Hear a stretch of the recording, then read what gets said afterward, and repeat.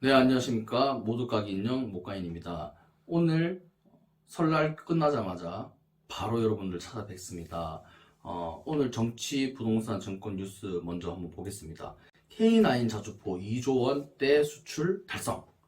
이 뉴스 나왔는데 이집트에 2조 원대 K9 수출을 하기로 했다라는 내용입니다.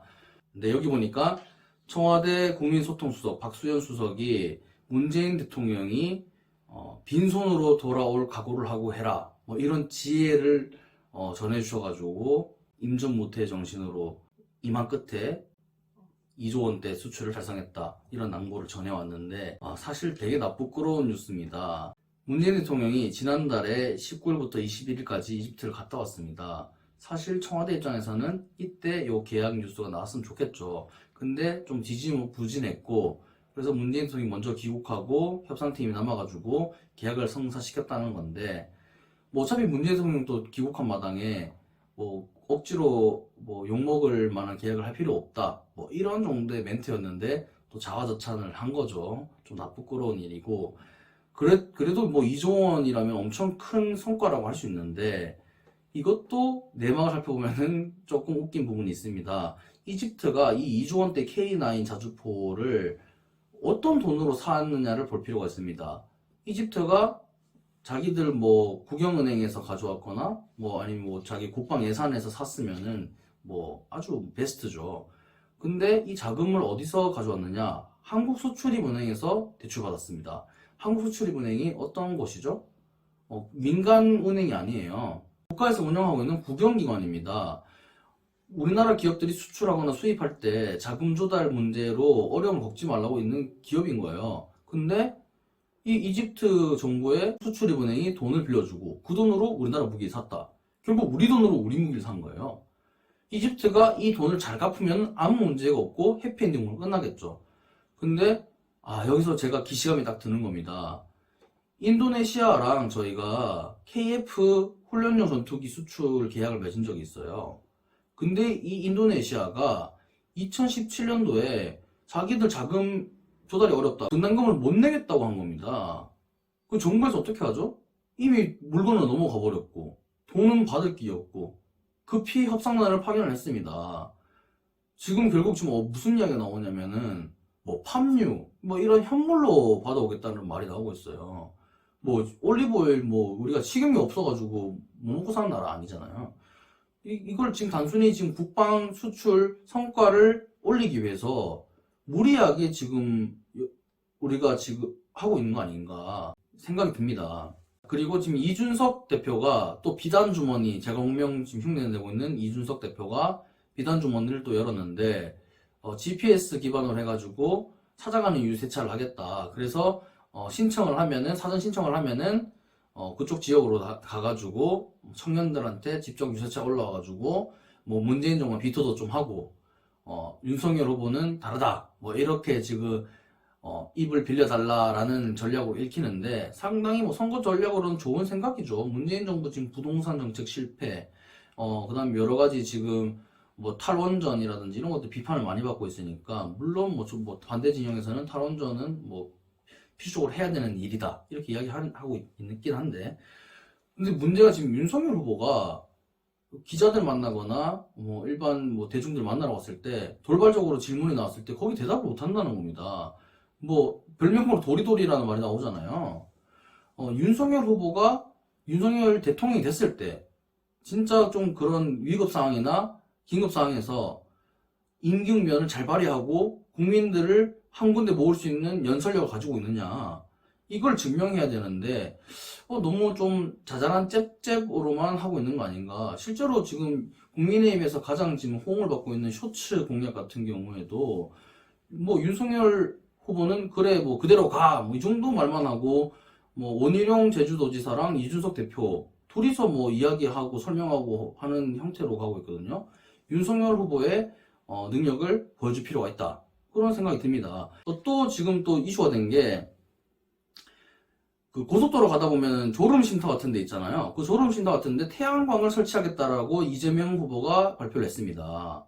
근데 이준석 대표가 실용성 없는 것 같다 뭐 이런 댓글을 달아가지고 논란이 지금 일어나고 있는데 여러분들 좀 잘 생각하셔야 되는 게 태양광 패널 지금 설치를 하고 있는 곳들 보면 휴게소잖아요. 근데 졸음쉼터는 화장실 있고 뭐 정자 있고 뭐 그 정도 지금 시설이 있는 그 갓길을 말하는 건데 거기 태양광을 설치하겠다.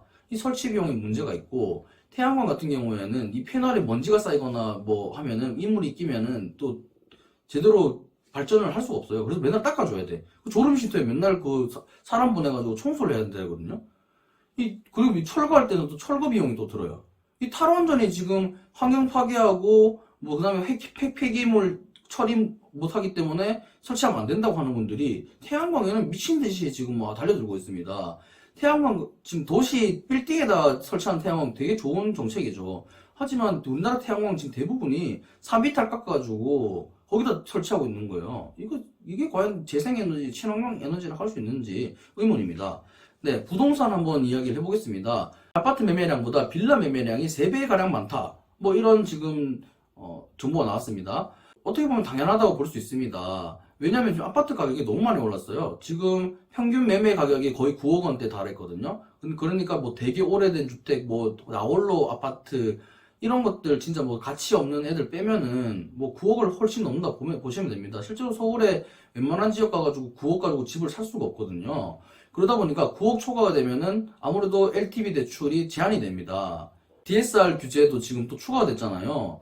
그러다 보니까 대출이 안 되니까 집을 살 수가 없는 겁니다. 어떻게 해야 됩니까? 당연히 빌라를 살 수밖에 없죠. 그리고 서울에는 빌라를 사는 게 나쁜 선택이 아닌 거예요. 왜냐면은 빌라가 있는 지역들 대부분이 재개발이 필요한 지역입니다. 재개발되면 아파트가 되잖아요. 그러니까 뭉테크를 하겠다. 실제로 작년에 집값 많이 폭등한 지역 보면은 노원구, 도봉구 뭐 이런 곳들 지금 구축 아파트들에서 2030들이 대출을 풀로 받아가지고 연끌을 해가지고 오른 측면이 크지 않습니까?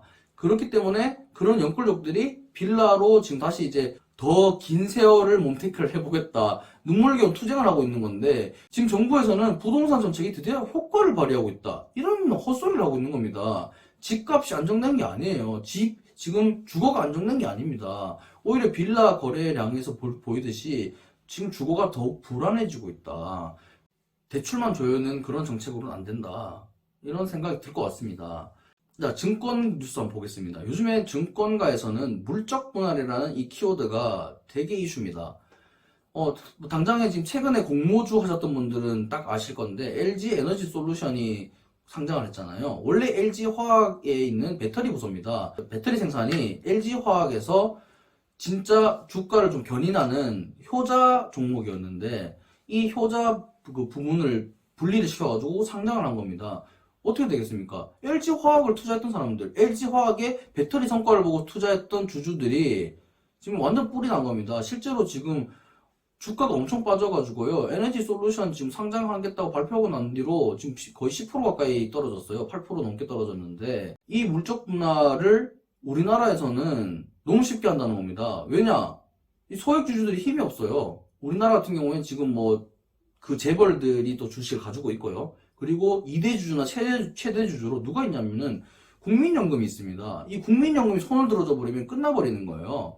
실제로 주주총회 가보면은 뭐 박수치고 뭐 통과시키고 네, 과간입니다. 그런데 이 국민연금의 선택이 또 큰 영향을 끼친 또 종목이 있었습니다. 포스코입니다. 포스코는 국민연금이 최대 주주예요. 국민연금이 그러세요 하면은 바로 통과가 돼버리는 그런 기업입니다. 뭘 했느냐? 상장돼 있는 포스코를 지주화를 시키고 그 밑에 있는 실질적인 사업 부서를 이제 상장 안 된 자회사로 분할을 하겠다라는 계획을 발표한 겁니다. 여기에 주주총회에서 국민연금이 찬성을 해준 겁니다. 주주들은 화가 나죠. 왜냐? 이 물적 분할한 뒤에 실제로 모든 실적을 올리고 있는 이 사업부문 포스코를 다시 상장하지 않으리란 법이 없다는 겁니다. 뭐 그러다 보니까 최종호 회장이랑 지금 포스코 쪽에서는 정관에다가 상장하지 않겠다 이런 정관을 추구하겠다 했는데 포스코 정관이 몇 번이나 변경됐는지 한번 확인을 해봐야 될 것 같습니다. 뭐 확인할 필요도 없죠. 되게 많이 바꿨는데 실제로 포스코 같은 경우에는 지금 2007년부터 이명박 정부 들어서 가지고 엄청 욕도 많이 먹었고 국정감사에서도 되게 질타를 많이 받았던 사업이 있죠. 자원외교. 이 포스코가 되게 일조를 많이 했습니다. 이때 모든 결정들 이사회에서 한 거예요. 근데 정관 변경 권한도 이사회에 있는 겁니다. 그러니까 이 약속이라는 게 사실 최정호 회장은 집에 가면 그만인 사람이고 최정호 회장 퇴임하고 난 뒤에 새로운 회장이 들어서가지고 정권 바꿔버리면은 뭐 주주들은 뭐 난리 나는 거죠. 그러다 보니까 윤석열 후보도 그렇고 이재명 후보도 그렇고 신주 우선 인수권을 의무화하겠다. 그러니까 기존의 기업에서 어떤 일정 그 사업 부문을 물적 분할해가지고 상장하는 경우에 기존에 있는 주주들이 그 새로 상장하는 회사의 주식을 인수할 수 있는 권한을 주겠다라는 공약까지 내놨습니다.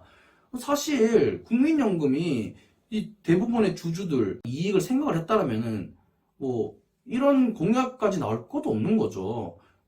정치, 부동산, 증권 오늘 이야기를 드렸는데 결국에 지금 국영기업이나 그다음에 공공기관, 정부 이 공적인 단체의 선택이 사회를 오히려 돕는 게 아니라 좀먹고 있다.